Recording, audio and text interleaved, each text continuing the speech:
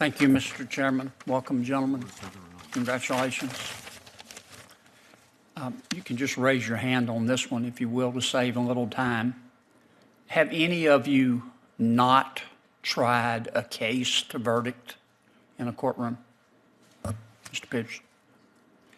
Have you ever tried a jury trial? I have not. Civil? No. Criminal? No. Bench? No. State or federal court? I have not. Okay. Have you ever taken a deposition? I was involved in taking depositions when I was associate at Wiley Ryan when I first came out of law school. But that was. Have you ever? How many depositions? I'd be struggling to remember. Less than 10? Yes, Less than 5? probably somewhere in that range. Have you ever tried taking a deposition by yourself? I believe no. Okay. Have you ever argued a motion in state court? I have not. Have you ever argued a motion in federal court? No. When's the last time you read the federal rules of civil procedure? The federal rules of civil procedure. In my current position, I obviously don't need to stay as invested in those on a day-to-day basis, but I do try to keep up to speed. We do have at the Federal Election Commission roughly 70 attorneys who work under our guidance, including a large litigation division. And as a commissioner, we oversee that litigation. We advise them on overall legal strategy, provide recommendations and edits to briefs and so forth, and meet with them about how we're going to handle it. If I could ask you this, Sure. I'm sorry to interrupt Okay. you, but we're only given 5 minutes for 5 of you. So Sure. When's the last time you read the federal rules of evidence? The federal rules of evidence all the way through would, comprehensively would have been in law school.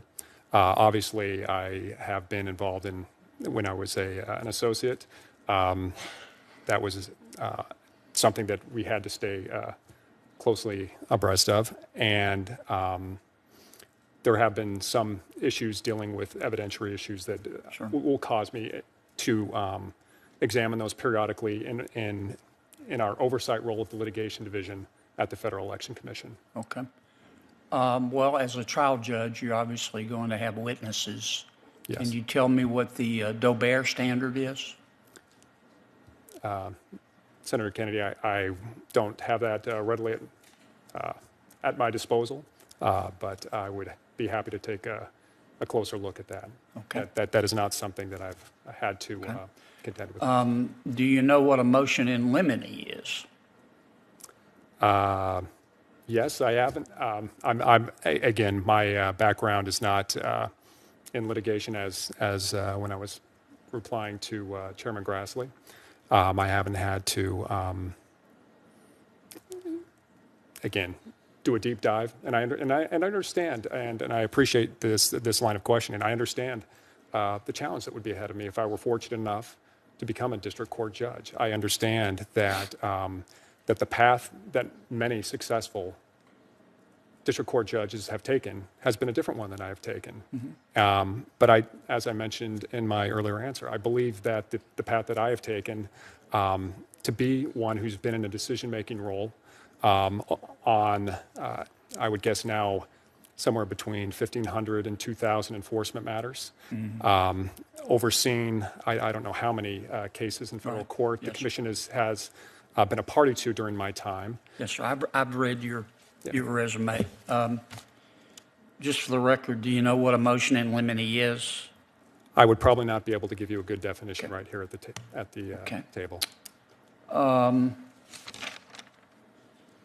Do you know what the Younger abstention doctrine is? I've heard of it, but again, how about the Pullman abstention doctrine? I heard You'll all see that a lot in federal court. Okay. Any of you blog? Okay. No. Any of you ever blogged in support of the Ku Klux Klan? No, Senator. Okay.